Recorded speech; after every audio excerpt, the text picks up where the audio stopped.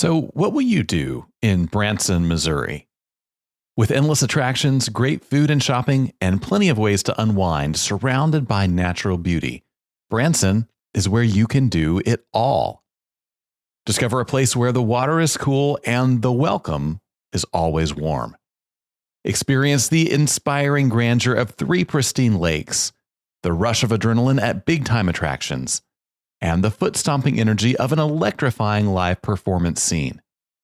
All served with the familiar hospitality you'll love. Branson, where my heart sings.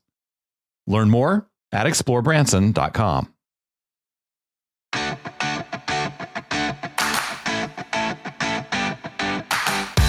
Well, hey there, everybody. Welcome to Gather and Go, the podcast that helps you plan, promote, and lead better trips. I'm Brian Jewell. I'm your host. I'm feeling nostalgic today on this early spring day in Lexington, Kentucky. Super glad that you have come along for the ride today. And as always, our promise to you is that we're going to do everything we can to make this investment of your time worth your while. Now, today I have a really cool interview in store for you. Our featured conversation is with Route 66 tour operator Austin Coop of 2 Lane America. Austin and I are going to talk all about what makes Route 66 so iconic 100 years after its founding. Austin's going to share his fascinating and innovative approach to group travel. This is probably one you haven't heard of before. It is super cool. And he's going to give us some insight on how he leverages the tour experience to help people build lasting relationships. I'm excited for you to hear this conversation. First, though, we're going to start with some travel news you may have missed. The Trump family has announced plans for a presidential library in Miami. Donald Trump's son, Eric, broke the news last week with a tweet announcing the Trump Presidential Library will be built in a high-rise building in what the family describes as prime Miami real estate. At a subsequent press conference, President Trump told reporters that the museum complex would likely feature a hotel, which would be a first for a presidential library. The president also said he plans to have a retired Air Force One jet in the building's lobby, which would require an astronomical amount of square footage on the ground floor. The president contrasted his plans to the slow progress of the Obama Presidential Center in Chicago, which is scheduled to open this June, more than 9 years after the end of Obama's presidency. Trump said work on his library will begin as soon as his time in office is complete. Well, now before we move on, I want to take just a minute and share a little bit of news from us. Our friends at Collette have an amazing VIP travel opportunity for group travel planners just like you, and they are partnering with us to get the word out. Yeah, that's right. Collette is giving away spots on tours in Japan and Spain. And all you have to do for an opportunity to be selected is apply on our website at grouptravelleader.com/Collette. That's Collette, Collette. And don't worry, I'm going to put a link to that in the show notes for you as well. Now, Collette is going to select one applicant to receive 2 free seats on its Spain's Costa del Sol and Madrid tour. And they're also going to choose an applicant to receive 2 free seats on its Journey Through the Heart of Japan tour. And here's great news for you. Both trips include round-trip international airfare for you and a guest if you are selected. Now, this opportunity is open through June 1st, so you need to go ahead and get your application in now. You can do that again at grouptravelleader.com/Collette. There is no fee. There is no cost or risk to you. This offer is absolutely free. Now, while you're there on the website, you can learn more about the trips, link to the itineraries, see the terms and conditions of this opportunity. Let me tell you guys, if I were eligible to win one of these trips, I would be entering this thing. Spain and Japan are both at the very top of my travel wish list. And of course, Collette has been a wonderful partner in travel for a long, long time. So I can't encourage you highly enough. Get your application in now for a spot on a Collette tour in Spain or Japan. They both sound amazing to me. grouptravelleader.com/Collette. Well, now it's just about time for us to get into our featured conversation with Austin Coop. As we do that, let me remind you, if you're the kind of person that likes watching podcasts, and apparently that is growing in popularity basically every day. If you like watching podcast interviews, you can see my entire conversation with Austin on our YouTube channel. Just go over to YouTube and search for Gather and Go, or I'll also drop a link to that video in the show notes.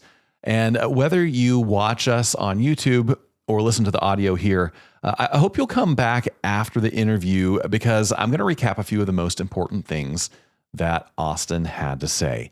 And if you will stick around to the end of that recap, I want to have a conversation about whether your transportation suppliers are ripping you off. That's going to be the topic of today's Hot Minute. You won't want to miss that. We'll be right back with Austin Coop.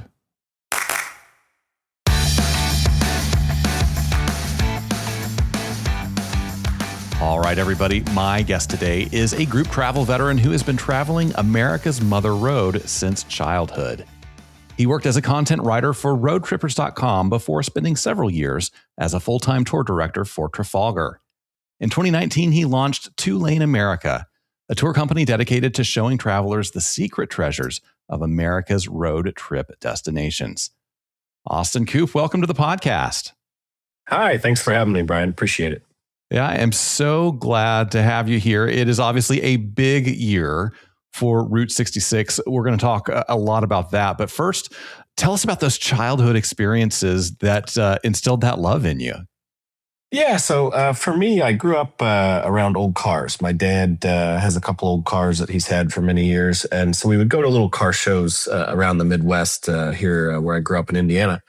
And you would hear the Route 66 song. You would see people maybe wearing a Route 66 t-shirt.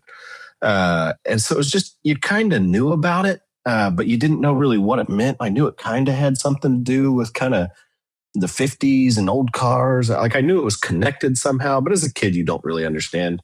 Sure. It's funny. I was just looking at a picture the other day from a family vacation to Florida, and my dad was wearing a Route 66 t-shirt, and he had never been anywhere near Route 66, but somehow he had a Route 66 t-shirt. So fast forward into adulthood, I actually ended up going to Miami of Ohio and did a project with the Miami tribe out in Oklahoma. And I'm out there and I looked at my professor and I go, "Are we on Route 66? He goes, "Yeah, it goes right through town." I was like, "No kidding." And so I was like, that pops up again. Like, here's this weird thing that popped up again. And then eventually when I was at Road Trippers, part of my job was to do some articles and go on some trips and things like that. And so I started kind of doing Route 66 over and over again in some way, shape, or form for them. So you never know how life's going to come kind of full circle. And with Trafalgar, after Road Trippers, literally knew nothing about the guided travel world. I mean, no, I had no idea. I remembered in college, I liked being a tour director or orientation leader, and I thought, is there an adult travel version of that? Yeah. I sent an email to info@trafalgar.com. And the guy at the time that was in charge of personnel there at Destination America said, "Yeah, sure, you're hired." I didn't know what it was. I didn't know what it paid. I didn't know anything about it. And next thing I know, I'm in Salt Lake City meeting the guy that I'm going to shadow. And I said, what is this? Like, how do we get paid? What do we do? And yeah, so you never know where life's going to go.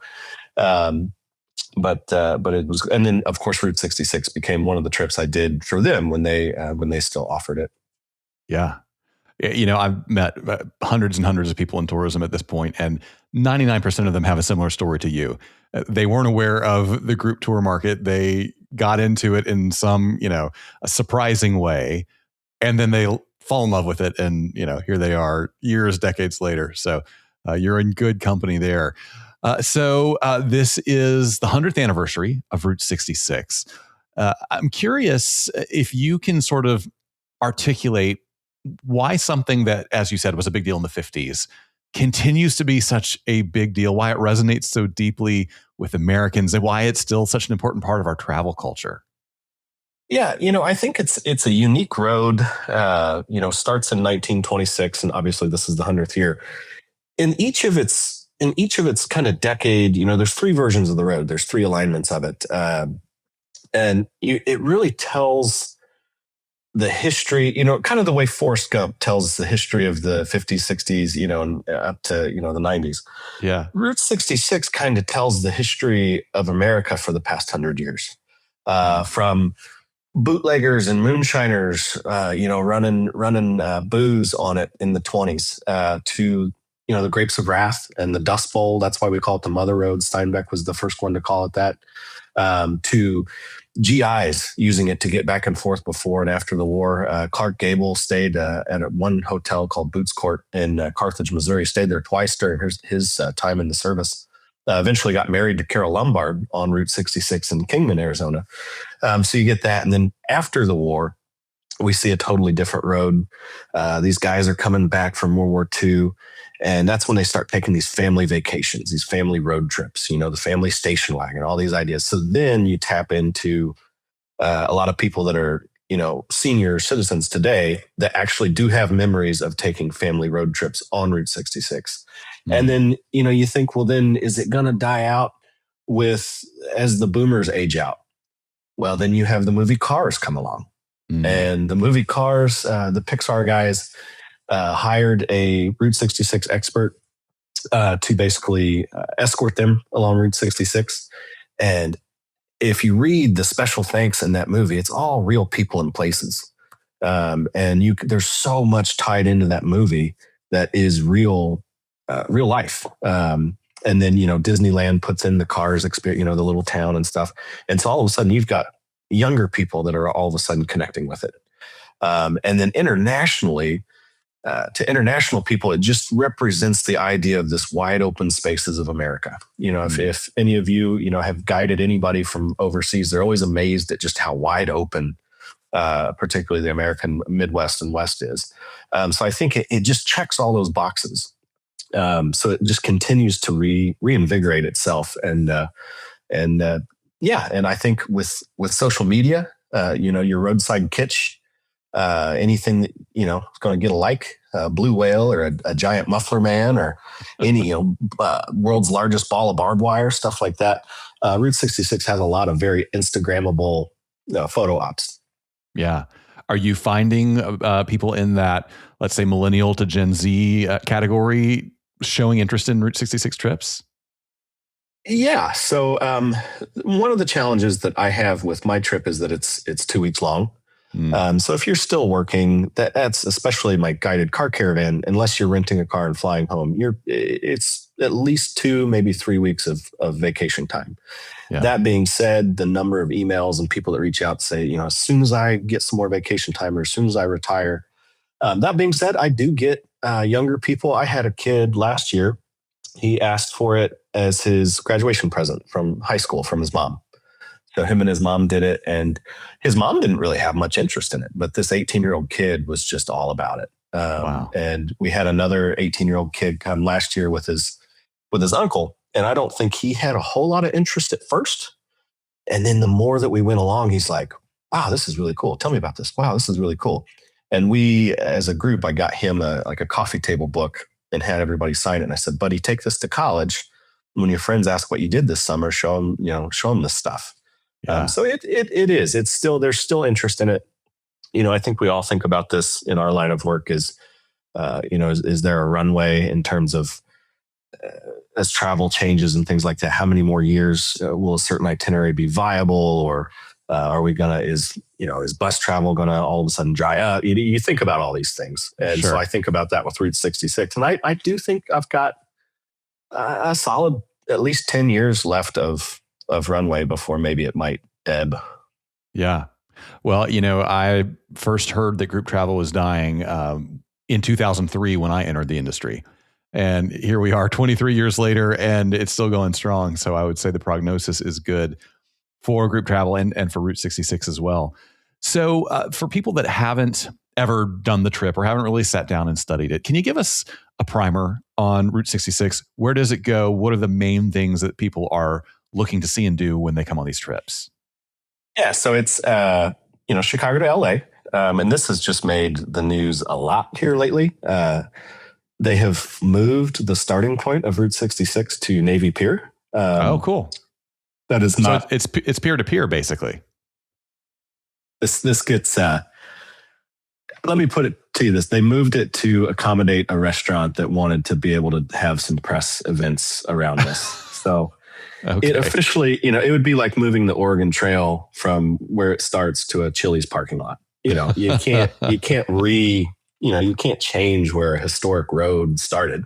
Yeah. But it technically starts at basically the Art Institute in downtown Chicago. And then it does go to Santa Monica. The guys that run, there's a shop on the pier called 66 to Cali. And they were the guys that came up with the idea to put the end of the trail sign up on the pier. And they are wonderful ambassadors of the route. And they just were getting so many tourists that were like, I thought Route 66 came here. It technically ends about 3 blocks inland at Olympic and Lincoln. But they were getting so much interest. And so they've become these wonderful ambassadors that if you ask them, they'll say, it doesn't actually technically end here. It technically ends about 3 blocks that way. But they also have photo albums and souvenirs, and they'll tell everybody, so a lot of people, when they visit the pier, is their first kind of information about it. But anyway, 8 states. Obviously it changes a lot. I tell everybody on my trips, take just one picture every day of just what you see out the window. Mm-hmm. And over the 13 days, swipe through them all, and you'll be, it's going to go cornfields, it's going to go Ozarks, it's going to go, flatlands. All of a sudden, you're going to cross into New Mexico and then Arizona, and so you really get to see a lot of that. I tell people it's not the most scenic drive in America. There's so many wonderful scenic roads in America, going to the sun or Blue Ridge Parkway or Highway 1, stuff like that. But it has scenic parts, mm-hmm. and there's no other road, like I said, that tells the story. It gives you such a snapshot. I would say people on my trips, they're excited to see the old school stuff. They're excited to see the old diners and the filling stations that have been restored, and the old motels and the neon signs and the roadside kitsch. They're excited for that stuff. I think what they don't expect and what makes the trip great is the people that they meet along the way. The vendors. A lot of these vendors are mom and pop places, and they just roll out the red carpet for you. And so I always tell people, the places we go on the trip are great, but the people that we're going to meet are the better part. And I think all my guests would agree with that. It's been neat to see, over time, some of the people have passed on, and younger people have stepped up and taken the reins. But you're going to get that roadside kitsch that everybody wants. You're also on our trips. I hear a lot of people when they do 66 on their own, and this is why I always advocate for group travel of any way, type, or form. They don't do the cities justice. Like maybe we're just going to we heard St. Louis is scary, we're just going to skip St. Louis. Well, no, our trip, we go up in the Arch, we go to Ted Drew's Frozen Custard, we go to the Cathedral Basilica, which is this unbelievable place. We go to Anheuser-Busch. Same thing, Oklahoma City. Well, it should be a requirement for anybody to go to the Oklahoma City Memorial. And that bombing memorial is one of the most moving places I've ever been. We do a day trip up to Santa Fe. Santa Fe was technically on Route 66 for about 3 years. A lot of people, I think, if they're just trying to go in a straight line, they skip it. Yeah. So we try to include those things that I think if you're doing it on your own, you might miss. Yeah. Yeah. Super smart. So I know there are parts of the historic route that you actually can't drive on anymore, or at least that's my impression. So how do you handle that in a tour where you're trying to go end to end and there's missing chunks? So this is where just experience comes in handy. So about 80% of the route still exists in some way, shape, or form. Out of that 80%, you've got another maybe 10% that's gravel or dirt. Mm. And then you've got maybe another 10 to 20% that doesn't connect in a way where you can drive it continuously, where it might dead end and you might have to reroute. And then you've got other parts, like a good example from Chicago. Theoretically, you could take it from downtown Chicago out towards Joliet. You're driving through suburbs. Mm. It's not, it doesn't have any feel. It doesn't have any vibe. Yeah. And, this is something I just learned kind of over the years of doing it, is how to prioritize our time. There's also 3 alignments of the road. So there's literally 3 different routes. As the cars got bigger and faster, the road got straighter and wider. So in 13 days, we pick and choose. If it's just a frontage road to the interstate, let's take the interstate and go to 2 or 3 more stops. Mm. If it goes off out into the country and goes through a cool little town or does some scenic twisties and turns and stuff, let's do that. So that's just been an experience thing on when to do it and not do it. If you wanted to do a purist, I'm going to drive every last bit that still exists, you're looking at about a month on the road. Wow. And at some point it starts to be a little redundant. So I think what I've tried to do is what most tour operators do. We try to create the highlight of the areas that we're going. A Yellowstone trip. Yeah, you could spend a week in Yellowstone. Most tour operators, we spend a day or 2. Right. It's you learn to prioritize. Yeah. So I do want to talk about your unique approach to trips, because you're not taking motor coaches on your tours. Before we get there, though, you have certainly spent a lot of time on a motor coach. So can you think of any unique challenges or logistics that come along with taking a motor coach on some of the Route 66 areas? Are there places where a coach just can't go, or you might have to do it differently than people would in their own cars? Yeah, so our main bread and butter is these car caravans, but we do offer 1 or 2 bus tours a year, and the itineraries that we run on the bus are identical to the car, except for there's a town in Arizona called Oatman, and Oatman, a lot of people are familiar with it. The town's full of wild burros. The road to get up to it, they call it the Arizona Sidewinder. A bus cannot make it up that road. Buses used to, Pickwick bus lines used to that. I mean, back when that was Route 66, and the buses would literally have to do like 8-point turns every little stitch.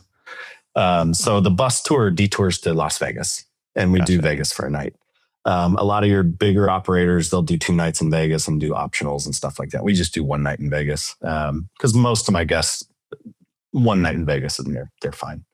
But that's really the only for the motor coaches. That's the big one, is to not try to go to Oatman.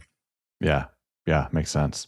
Okay. So the car caravan, fascinating idea. Where did you get that idea? And tell us how that ends up feeling. What's the vibe or experience like in a car caravan trip as opposed to that motor coach trip? Yeah. So I kind of got the idea, when I was working for Trafalgar, I would ask the guests, I'd say, if somebody was offering this in a way where you were just driving your car, would you have done that way? And they're like, oh yeah. I was exposed to, so there's something called the Hot Rod Power Tour. There's Mini Takes the States. There's some of these other road rallies like scavenger hunt type events. The Power Tour and Mini Takes the States are, they'll have a big itinerary, but you might have 400 cars. So it's a lot of fun, but it's not a guided tour per se. Right. And then you have like these scavenger hunt type ones that might be 15, 20 cars, but it's not a race necessarily, but it is a race. And so those tours or those trips are really, really fun, but there's not a lot of hand holding in terms of customer service from a standpoint of like what I was used to, what I learned at Destination America, what I learned at Trafalgar. So I thought, what if I blended those 2 together and did just something as simple as group check-in. Most of these big, like the 400 car type ones, you're responsible for your own hotels. And on the scavenger hunt type ones, yeah, your hotel's included, but you still stand in line. You still wait to get your key. Little things that you learn that I've learned from being with a really good, big professional tour operator. And so I just merged the 2 together. That's really, and tried it the first year in 2019. I think that year I ran 2 trips. I had 29 people total that were crazy enough to, and I remember being in the lobby of the Palmer House meeting that first group and looking at them thinking, I can't believe these people paid me money. I have no idea if this is going to work. So yeah, you give it a try. Yeah. So you mentioned it's a lot of territory to cover in a car. Are people showing up to Chicago in their own cars? Are they renting cars in Chicago and dropping them off in LA? Are they doing, having to drive back after they just did the 13-day drive? Like, walk me through those logistics. Yeah, so I've seen it done every which way. I would say the only caveat I give with people with their own cars is that I get a lot of people that want to try to do it in their classic car. And that sounds really romantic. That's a long way in a classic car. Mm-hmm. Especially a lot of time that classic car is their baby. It's their show car. I said, listen, you're going to get rock chips. You're going to get, just a lot of, it's just hard to do it in an old car. So I have, once or twice a year, somebody will. But most people bring their own car. I get a lot of people with sports cars like Corvettes and Mustangs and things like that. And then other people rent cars and just fly home when they're done. I've seen it done every which way. I've had people ship their car to Chicago. I've had people ship their car home from LA. It all depends how much time you have. A lot of people will use that as an excuse when they get out west to go do some national parks, things like that. And I always try to help. One of the other trips I created was a Southwest kind of Vegas to Vegas car caravan. Ran it the first year. It was perfect. When you run a trip the first time, there's always stuff you want to change. And this one, there were like 2 little changes I'd make. I thought this trip is going to sell like wildfire. Never ran again.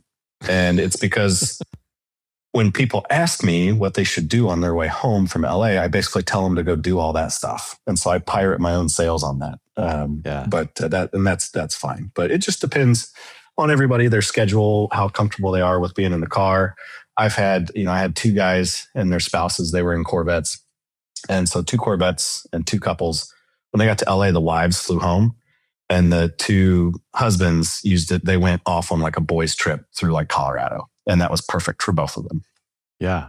So tell me about what the drive is, because some people go on that group trip so they don't have to drive, right? Because driving is kind of taxing. So if you are doing the multi-car caravan, how many, miles or hours a day are you on the road versus sightseeing? Yeah. So I would say, out of the 13 days, I would say 9 of them, 8.5, maybe 8 days are what I would call driving days, where you're really going city to city. You're on the road from after breakfast until about dinner time. So they're full days, not unlike a bus tour where you're going to make the most of your time. That being said, mileage wise, most of the days you're looking at 200 to 300 miles. There's one day that's a little bit longer, but most of the days driving mileage wise is not that crazy. And like any tour, you're making stops all the time. Even the golden rule, never go more than 2 hours on the bus without at least a bathroom break. We do the same thing with the cars. So same exact thing with the cars. So I find that they're not in the car an intolerable amount. And then we also, and this is all stuff you just learn, I've been learning lessons now for about 5 or 6 years. And one of these days I'd like to make more money and learn less lessons, but it's been, wouldn't we all? It's been mostly lesson learning. Like St. Louis, first year I did it, we drove to all those stops that I mentioned earlier. Now, when we get to St. Louis, we park the cars and I hire a bus to take us everywhere. Same thing this year when we go to dinner in Albuquerque, the place we go to dinner is 5 minutes away from the hotel. I've just noticed that is a particularly kind of taxing day of driving. And everybody's always kind of like, oh, I don't want to drive to dinner. And parking's kind of a pain. And I was like, why don't I just get a bus to do that?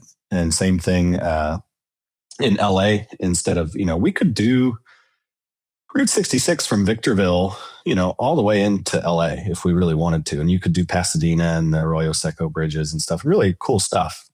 Most people, they don't want to, like LA makes them nervous to begin with. Mm-hmm. So I tell everybody, Victorville, straight to the hotel, 1.5 to 2 hours, depending on traffic, park the cars. A bus takes us to Santa Monica, to the pier, to dinner, brings us back. So you try to build in these breaks. And then same thing, we do 2 nights in Oklahoma City. That next day, we go to the memorial and we take the streetcar there. Yeah. So I tell everybody, unless you want to go driving somewhere that day, you don't have, we stay right in Bricktown so they can walk to dinner. And then same thing, we stay 2 nights in Albuquerque. Santa Fe is only about an hour up the road. So that's a nice break for them. They only drive about an hour, 2 hours that day. So you try to build in these breaks. Yeah. With group travel, anytime you give people 2 nights somewhere, they always appreciate that. Yeah, absolutely. It's nice to not have to pack that suitcase at least one night on the trip. So one of the things that is so important in most group travel experiences is that bonding that happens between people on the trip, whether they knew each other beforehand or not. When you have people in, singles and pairs in their own cars, how do you create opportunities for that bonding to happen? Yeah. So this was something that, I'd seen it from, the bus tours. You'd have couples, solo travelers and things that for whatever reason just really became close friends and things like that. But what amazed me with these caravans, well, first of all, we set up a WhatsApp group for every trip. And those groups stay in perpetuity. And it's amazing to me how much every holiday they're talking to each other, big events they're sharing with each other. I guess the car caravans, there's a little bit more of an adventurous spirit. They feel like they're a part of it versus when you get on a bus and you're taken everywhere. That being said, my bus tours, there's something about Route 66 compared to just like say like a national park sightseeing tour. National park sightseeing tour, wonderful. But at the end of the day, your tour director is taking you, okay, go look at that. Okay, go look at that. Okay, go look at that. Route 66, something about it just fosters these connections that I haven't seen on other itineraries. And just like with bus tours, you're building in certain group meals at certain times, kind of strategically to make people bond at certain points. And I wish I could put my finger on it, but there's just something. I think the length of the trip matters too. I ran for Destination America, their coast to coast, their 25-day trip. Wow. 25 days on a bus. By the end of that, you're all pretty close. Or you hate each other. Yeah. I mean, you literally become a family where, I would see people get into disagreements and have to, and, you, as a tour director, when do you step in? Right. They would police themselves like a family by the end of it. Wow. And so I think the length of the trip creates that camaraderie. But yeah, it's just, I wish I could put my finger on what makes it so special. It's part of doing this that I knew that I would enjoy doing this. I never knew that I would have these relationships. I still talk to some of the people that I've led for Trafalgar. The number of people I still talk to from my Route 66 trip since I started this is unbelievable. I was just at a car show down in Pigeon Forge, and the first night of that car show, I just rent a room at a restaurant and have like an alumni dinner. And every year, 60, 65 people show up. Wow. And I wish I had a good answer for it other than it's just a special trip. It's a long trip. It feels a little bit more like an adventure than just a sightseeing tour. Yeah, that's beautiful. Now, you told me once before that you always try to make sure each trip you do has some kind of really special experience in it. Can you give us a preview of what one or two of those things might be on your Route 66 trips? Yeah, on the Route 66 trip, we do a few different things. We do lunch on stage at this theater called the Coleman in Miami, Oklahoma. And feedback every time is if they were on their own, they would have just driven right past it. They would have missed. And it's, again, one of those where the theater itself is beautiful. The story of its creation and then its restoration is really cool. So that's one. And then when we're out west, there's a Route 66 author named Jim Hinckley. He joins us for lunch and kind of tells stories. And he's just one of those guys that you could listen to, forever. He's lived in the desert most of his life. He calls himself a dry roasted nut, and he's just wonderful. And then Without spoiling the surprise, at our farewell dinner, there's a Mel's Diner at the corner of where Route 66 ends. And I have one of the actors from American Graffiti join us for dinner. Wow. And so, yeah, anytime you can give those special little things, it always makes it something that they would never get on their own. Is always clutch for any tour. Yeah, absolutely. That's wonderful.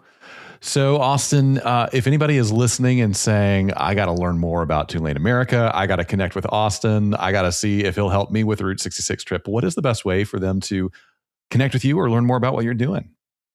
Yeah, absolutely. So the website is twolaneamerica.com, but it's the number 2. When you start a business, the actual TWO laneamerica.com was already taken. Yeah. And, you make all these mistakes when you're starting out. So like my Facebook is TWO, my Instagram is the number 2, the website's the number, but anyway, yeah.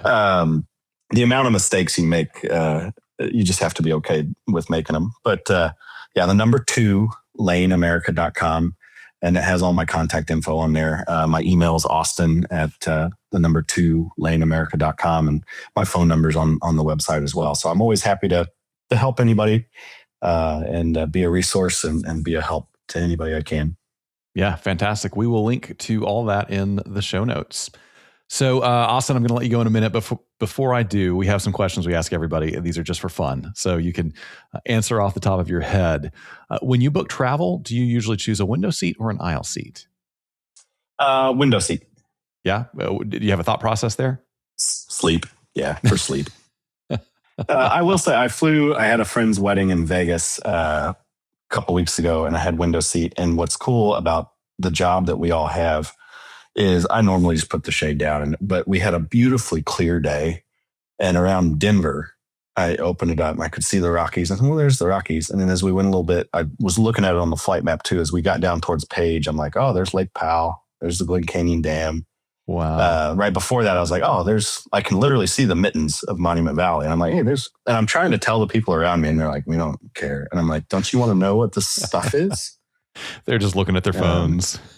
Yeah. But anyway, normally, window seat just so I can sleep. Yeah. Gotcha. So what is something in your carry-on that you wouldn't travel without? That's a good question.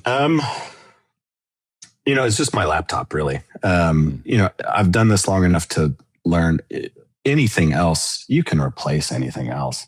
I literally left my suitcase in West Yellowstone on a trip this summer. And I knew there was no way. I realized it at 10 o'clock at night when we got to Cody. So there's no way I'm going back to get it, right? We're heading to Rapid City on that trip.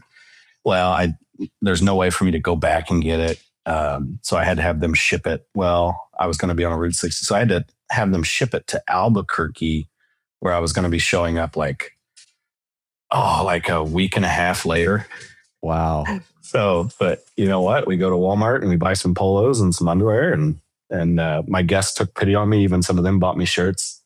So there's nothing for the most part that can't be. I don't worry too much about that stuff anymore. Yeah, that's right. I had to make an unplanned Walmart run on a trip just like 2 weeks ago because I did not bring the right attire for the destination. And so it happens to the best of us. So next question is, if you had a free airline pass and a week with nothing else to do, where would you go? Ooh. So, I would go somewhere internationally. I have been fortunate enough to do so much in the United States. 46 states at this point. I have done very, very little internationally. So I would want to go somewhere, start doing Europe, start doing these places I haven't gone.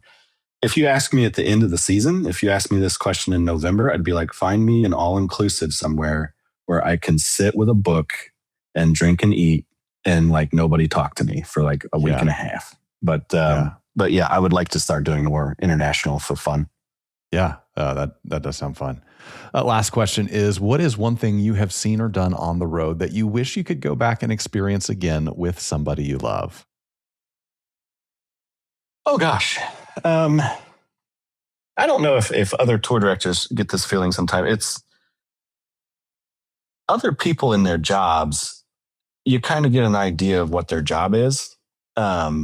I would love for a significant other to see me doing my job and like doing it really well. To like see what it is I do, to like and be like, oh yeah, like he's good at this. Yeah. Yeah. Um, that's just ego. But I would say, honestly, if I could, I did some stuff in the Pacific Northwest and coastal Oregon and the waterfalls outside Portland. If I could take somebody and show them around Astoria and some of those areas, I think that would be probably first on my list. Yeah. Wonderful. Well, Austin, it's been a real pleasure to have you. Thanks so much for joining us today. Oh, thank you so much.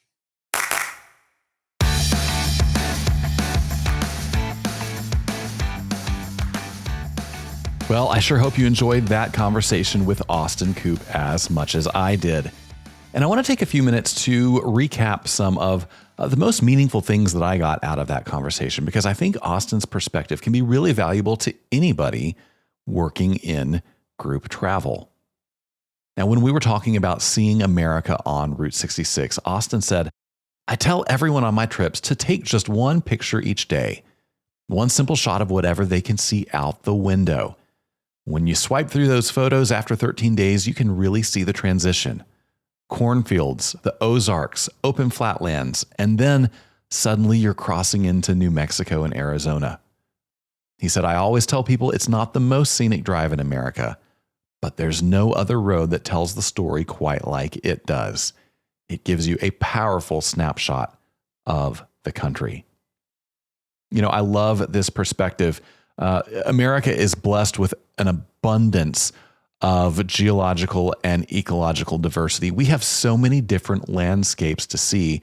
Many of us have never seen some of the most stunning landscapes in the U.S., some of which I would argue are on Route 66, especially the deserts. I am such a sucker for the deserts of New Mexico and Arizona. So if you haven't taken a group to see some of the places in America that are totally unlike the places you live or typically go, well, I would really encourage you to consider doing that. And I think a Route 66 trip is a great way to give people a taste of that diversity, even if you can only do certain sections of the road. Now, when Austin and I were talking about how he came upon the idea to do group tours consisting of people caravanning in individual cars, he explained that he had spent some time around big auto enthusiast events and noticed that they weren't doing some things for their guests. He said, along the way, I picked up countless small lessons, things I learned from working alongside a really strong professional tour operator. Eventually, I brought those ideas together and merged them with my own approach. He said, I still remember meeting that very first group and thinking to myself, I can't believe these people paid me money. I have no idea if this is going to work.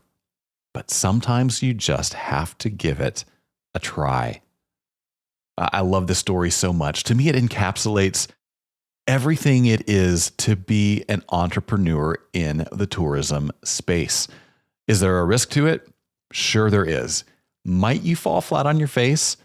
Well, I guess you might. But if you're listening to this podcast, chances are you have already made it past that initial hurdle of potential embarrassment, and you're finding ways to serve your clients just like Austin did.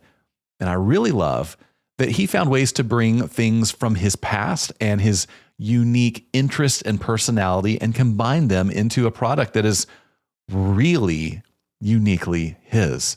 There's so much competition in the general group tour space. And I think the companies that stand to succeed the most and the entrepreneurs with the best shot at a long-term career in travel are the ones that find a way to make it uniquely their own. They speak with their own voice, they offer experiences other people aren't, and they find the customers that deeply resonate with their way of doing travel. Finally, when I asked Austin about the bonding experiences of group travel, he said, I think the length of the trip really creates that sense of camaraderie. And while I wish I could put my finger on exactly what makes it so special, I know it's something I genuinely enjoy. What I never expected, though, was the depth of the relationships that would come from it. It's just a special trip. It's a long journey, and because of that, it feels less like a typical sightseeing tour and more like a true adventure. I agree with Austin that there is something special about these trips that bonds people together. I tend to think that you don't need a 13-day trip to create a lot of community building and friendship building and bonding and cohesion in your group. I think it just comes down to the special trip, the true adventure, doing something that takes people out of their comfort zones and intentionally creating settings where they are going to try something new. They're going to share something about their lives with maybe somebody they don't know well. And at the end of it, they're going to find a bunch of new friends. I think that's a power that is inherent in group travel. And I think you, as a group travel planner and leader, have an opportunity to leverage that to create special travel experiences that simply outweigh anything that people could do on their own vacations. Great stuff there from Austin Coop. Well, I know some of you are listening to a conversation about driving on Route 66, and you are thinking, wow, gas prices are $4, $4.25, $4.50 a gallon, or maybe more where I live. And that just sounds like a really expensive trip. And just like you, gas prices have been on my mind as well. And the recent spike in gas prices and the events that caused it have got me thinking, are fuel surcharges a ripoff? That's going to be the topic of today's Hot Minute. Yeah, that's right. The Hot Minute is the portion of the program where I take 60 seconds to give you my unfiltered thoughts on an issue that impacts tourism every day. And today we're talking all about fuel surcharges and whether you should be paying them. So let's put 60 seconds on the clock and get into it. Fuel is a significant expense for motorcoach operators and airlines and other transportation companies, and unexpected cost increases can cause them serious financial trouble. Now, I don't have a problem with these providers instituting fuel surcharges when world events push prices beyond normal levels. But I do have a problem when those surcharges remain in place long after prices come back down. I first started seeing fuel surcharges in the mid-2000s. And even though gas prices leveled off after the 2008 financial crisis, some companies have kept their surcharges in place for years. So my message to transportation companies is implement fuel charges when you must, and only when you must. If you charge people extra for fuel when prices are predictable, that's just a junk fee. And your customers deserve better than that. Well, that's the Hot Minute. That's how I see things anyway. Of course, as always, you are welcome to disagree with me, and we can still be friends. And hey, whether you agree or disagree, we would love to hear from you. You can send your thoughts, questions, or the petroleum reserves you've been stockpiling to podcast@grouptravelleader.com. I read every email that comes into that address. I really do enjoy hearing from you. And hey, you never know. Your ideas might just be the topic of the next Hot Minute. And while you're in the mood to give us some feedback, would you do me a big favor? Would you go to your favorite podcast playing app? And if you haven't already subscribed to the show, then do it there. While you're there, if you could give us a rating and leave us a review, that would be so helpful. And I'm really thankful to everyone who has done that so far. My thanks as well to Austin Coop for joining us today. The next episode of Gather and Go is going to be a special one. It is our 100th episode. I have some really fun things in store for that. You won't want to miss it. Until then, though, remember this. At the end of the day, we are all on this trip together. So let's make it a good one. See you next time on Gather and Go. Gather and Go is hosted and executive produced by me, Brian Schul. Our publisher is Mac Lacey. Our creative team includes Danya Simmons, Ashley Ricks, and Rachel Crick. Our sales team is Talisa Reck and Ashley DeLucia. To advertise on the podcast, call Talisa at 859-253-0455. Gather and Go is a production of the Group Travel Leader. For more information on our podcast, magazines, and events, visit us online at grouptravelleader.com.